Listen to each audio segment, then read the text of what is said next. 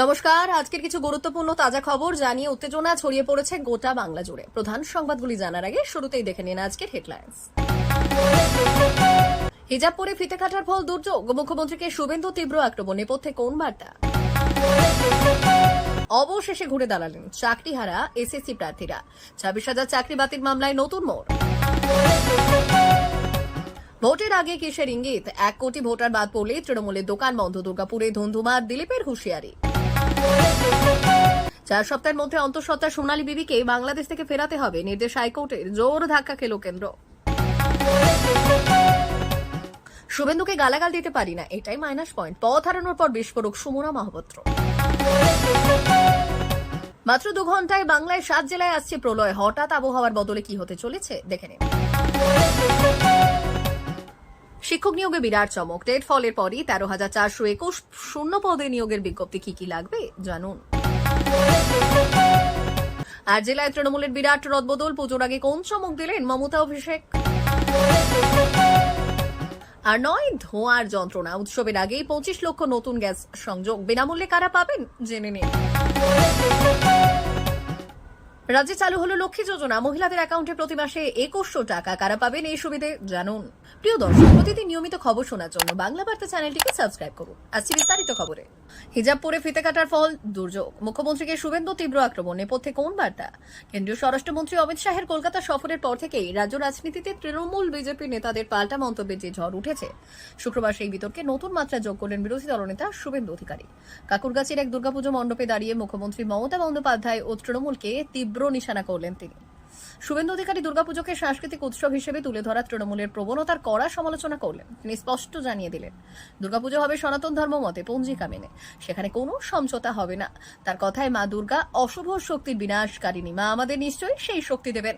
মুখ্যমন্ত্রীকে ইঙ্গিত করে শুভেন্দু অধিকারী সাম্প্রতিক বৃষ্টির পর কলকাতার জল জমার ঘটনা নিয়ে তীব্র কটাক্ষ করেন। অবশেষে ঘুরে দাঁড়ালেন চাকরিহারা এসএসসি প্রার্থীরা, 26,000 চাকরি বাতিল মামলায় নতুন মোড়। পশ্চিমবঙ্গ স্কুল সার্ভিস কমিশন নিয়োগ দুর্নীতি মামলায় এক নতুন মোড় সামনে এসেছে। সুপ্রিম কোর্টে এবার 26,000 চাকরি বাতিল সংক্রান্ত রায়ের বিরুদ্ধে জনস্বার্থ মামলা দায়ের করেছেন এক চাকরি প্রার্থী। সবথেকে উল্লেখযোগ্য বিষয়, তিনি কোনো আইনজীবী না নিয়েই নিজের পিটিশন ইন পার্সন হিসেবে লড়ার সিদ্ধান্ত নিয়েছেন। এই ঘটনায় দীর্ঘদিন ধরে অনিশ্চয়তার ভোগা হাজার হাজার প্রার্থীরা মনে নতুন করে আশার আলো দেখেছে। সুপ্রিম কোর্টের রায়ে এক লহমায় প্রায় 26,000 এসএসসি প্রার্থীর চাকরি বাতিল হয়ে যায়। এরপর একাধিক রিভিউ পিটিশন বা স্পেশাল লিভ পিটিশন দাখিল করা হলেও তাতে কোনো সুরাহা মেলেনি। আর এই পরিস্থিতিতে সায়ন আদিত্য নামের ওই প্রার্থী মনে করেন এই রায়ের কারণে তার সংবিধানের 21 নম্বর অনুচ্ছেদে বর্ণিত জীবন ও ব্যক্তিগত স্বাধীনতার অধিকার লঙ্ঘিত হয়েছে। ভোটের আগে কিসের ইঙ্গিত? 1 কোটি ভোটার বাদ পড়লেই তৃণমূলের দোকান বন্ধ, দুর্গাপুরে ধুন্ধুমার, দিলীপের হুঁশিয়ারি। ভোটার তালিকা সংশোধন প্রক্রিয়া শুরু হতেই ফের রাজ্য সরকারের বিরুদ্ধে তীব্র আক্রমণ জানালেন বিজেপি নেতা দিলীপ ঘোষ। দুর্গাপুরের সনাতনী ঐক্য মঞ্চে যোগ দিয়ে তিনি তৃণমূল কংগ্রেসের রাজনৈতিক ভবিষ্যৎ নিয়ে এক চাঞ্চল্যকর ভবিষ্যৎ করেছেন। তার এই মন্তব্যের পর রাজনৈতিক মহলে নতুন করে শোরগোল শুরু হয়েছে। দিলীপ ঘোষের বিস্ফোরক দাবি, যদি ভোটার তালিকা সঠিকভাবে সংশোধন করা হয় এবং তালিকা থেকে 1 কোটি ভোটার বাদ পড়ে, তাহলেই নাকি রাজ্যের শাসক দল তৃণমূলের দোকান বন্ধ হয়ে যাবে। আর এই বক্তব্য রাজ্যের ভোটার তালিকা প্রক্রিয়া বা তার স্বচ্ছতা নিয়ে বড় প্রশ্ন তুলে দিল। কিন্তু কোন 1 কোটি ভোটারের কথা বলছেন বিজেপি নেতা, এই প্রশ্নই এখন ঘুরছে জনমানসে। 4 সপ্তাহের মধ্যে অন্তঃসত্ত্বা সোনালী বিবিকে বাংলাদেশ থেকে ফেরাতে হবে, নির্দেশ হাইকোর্টের। জোর ধাক্কা খেল কেন্দ্র। হাইকোর্টের ধাক্কা কেন্দ্রের। বীরভূমের অন্তঃসত্ত্বা সোনালী বিবিকে বাংলাদেশে পাঠানোর সিদ্ধান্ত খারিজ করে দিল বিচারপতি তপব্রত চক্রবর্তী ডিভিশন বেঞ্চ। 4 সপ্তাহের মধ্যে সোনালী বিবি সহ বীরভূমের 2 পরিবারে বাংলাদেশ থেকে ফিরিয়ে আনার নির্দেশ দিয়েছে আদালত। দানিশ শেখ, তার স্ত্রী সোনালী বিবি এবং তার 5 বছরের শিশু পুত্রকে বাংলাদেশে পুশব্যাক করা হয়েছে বলে অভিযোগ ওঠে কয়েক মাস আগে।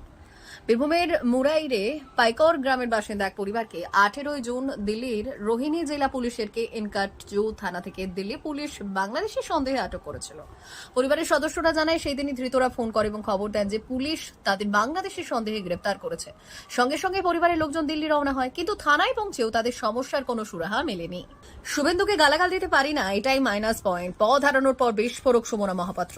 তৃণমূল কংগ্রেসের তমলুক সাংগঠনিক জেলার ব্লক কমিটির রদবদলের পর নিজের ক্ষোভের কথা প্রকাশ্যে আনলেন প্রাক্তন মন্ত্রী সৌমেন মহাপাত্রের স্ত্রী সুমনা মহাপাত্র। পাঁশকুড়া সহ তৃণমূলের সদ্য প্রাক্তন সভানেত্রী সুমনা শুক্রবার সাংবাদিক বৈঠক করে দলের একাংশের বিরুদ্ধে রীতিমতো বিস্ফোরক মন্তব্য করেছেন।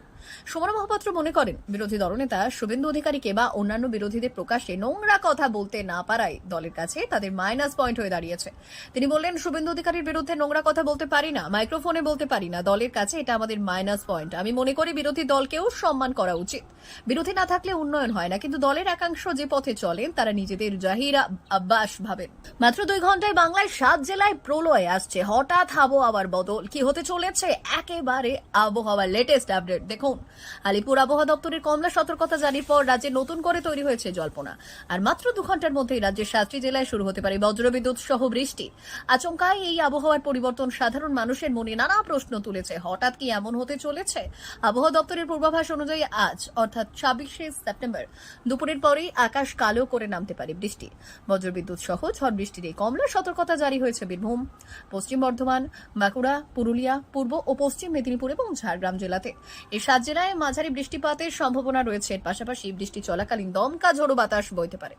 আলিপুর আবহাওয়া দপ্তর জানাচ্ছে, বাতাসের গতিবেগ থাকতে পারে ঘন্টায় 40 থেকে 50 কিলোমিটার পর্যন্ত। এদিকে এই 7টি জেলা ছাড়াও রাজ্যের আরও 2টি জেলাতেও ঝড় বৃষ্টির পূর্বাভাস রয়েছে। বীরভূম ও পূর্ব বর্ধমান জেলাতে জারি করা হয়েছে হলুদ সতর্কতা। শিক্ষক নিয়োগে বিরাট চমক। টেট ফলের পরই 13,421 শূন্য পদে নিয়োগের বিজ্ঞপ্তি। কি লাগবে দেখে নিন। বহু প্রতীক্ষিত প্রাথমিক শিক্ষক নিয়োগ নিয়ে বড় ঘোষণা করল প্রাথমিক শিক্ষা পর্ষদ। সম্প্রতি 2023 সালে টেট পরীক্ষার ফল প্রকাশের ঠিক পরই রাজ্য জুড়ে প্রাথমিক বিদ্যালয়গুলিতে শিক্ষক নিয়োগের বিজ্ঞপ্তি জারি করা হয়েছে। পর্ষদ সূত্রে খবর, মোট 13,421টি শূন্য পদে নিয়োগ হবে। চাকরি প্রার্থীদের জন্য এটি নিঃসন্দেহে বিরাট সুখবর। প্রাথমিক শিক্ষা পর্ষদ জানিয়েছে, পুজোর পরই এই বিপুল সংখ্যক শূন্য পদে নিয়োগ প্রক্রিয়া শুরু হবে। যদিও আবেদনপত্র জমা নেওয়ার দিনক্ষণ দ্রুতই জানানো হবে।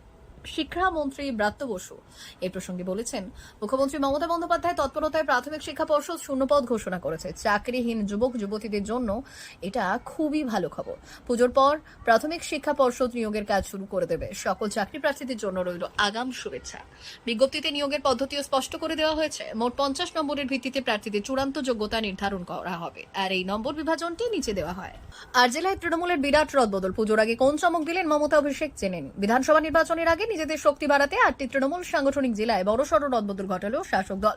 দলনেত্রী মমতা বন্দ্যোপাধ্যায়ের নির্দেশ মেনে এবং অভিষেক বন্দ্যোপাধ্যায়ের তত্ত্বাবধানে মাদার কমিটি সহ মহিলা, যুব ও শ্রমিক এই 4 শাখা সংগঠনের ব্লক ও টাউন সভাপতিদের নাম ঘোষণা হয়েছে।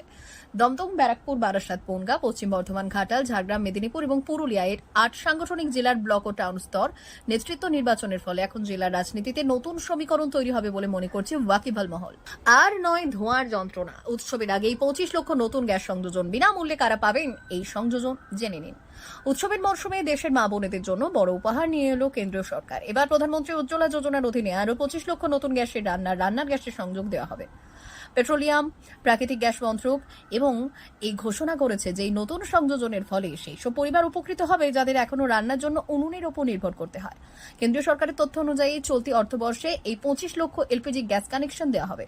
এর ফলে প্রধানমন্ত্রী উজ্জ্বলা যোজনার মোট গ্রাহক সংখ্যা বেড়ে 10.58 কোটিতে পৌঁছবে।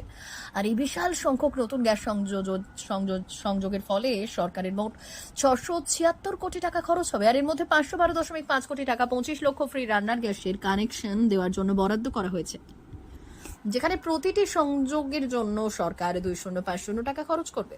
বাকি 160 কোটি টাকা ভর্তুকি বাবদ খরচ করা হবে। রাজ্যে চালু হলো লক্ষ্মী যোজনা। মহিলাদের অ্যাকাউন্টে প্রতি মাসে 2100 টাকা। কারা পাবেন এই সুবিধে জেনে নিন। অবশেষে সকল অপেক্ষার অবসান ঘটিয়ে হরিয়ানা রাজ্যে শুরু হলো মহিলাদের জন্য বিশেষ প্রকল্প লাড্ডু লক্ষ্মী যোজনা 2025। আর এই প্রকল্পের আওতায় যোগ্য মহিলারা এবার থেকে প্রতি মাসে কর করে 2100 টাকা করে পাবে। 25শে সেপ্টেম্বর হরিয়ানার লক্ষ লক্ষ মহিলার জন্য এক বিশেষ দিন ছিল, যেদিন মুখ্যমন্ত্রী নায়েব সিং সাইনি পঞ্চকুলা থেকে এই প্রকল্পের মোবাইল অ্যাপটি চালু করেছে। জানা গেছে আগামী 1 নভেম্বর থেকে এই টাকা সরাসরি উপভোক্তাদের অ্যাকাউন্টে আসা শুরু হবে। কারা পাবেন এই স্কিমের 2100 টাকা? এই প্রকল্পের সুবিধা পেতে গেলে আবেদনকারীকে নিম্নলিখিত শর্তগুলি পূরণ করতে হবে। 1 মহিলা তার স্বামীকে কমপক্ষে 15 বছর ধরে হরিয়ানার বাসিন্দা হতে হবে। 2 মহিলার বয়স 23 থেকে 60 বছরের মধ্যে হতে হবে। 3 মহিলার পারিবারিক বার্ষিক আয় 1 লক্ষ টাকা বা তার কম হতে হবে। এছাড়াও আবেদনের জন্য প্রয়োজনীয় নথি থাকতে হবে। আর এই স্কিমে আবেদনের জন্য আবেদনকারী মহিলা নিম্নলিখিত নথিগুলি প্রস্তুত রাখতে হবে, যেমন আধার কার্ড, লিঙ্ক করা মোবাইল নম্বর, পরিবারের সকল সদস্যের আধার নম্বর, বিদ্যুৎ সংযোগ, হরিয়ানা দক্ষতা উন্নয়ন নিবন্ধন নম্বর ইত্যাদি। প্রিয় দর্শক, এখনকার মতো খবর এই পর্যন্তই। ধন্যবাদ।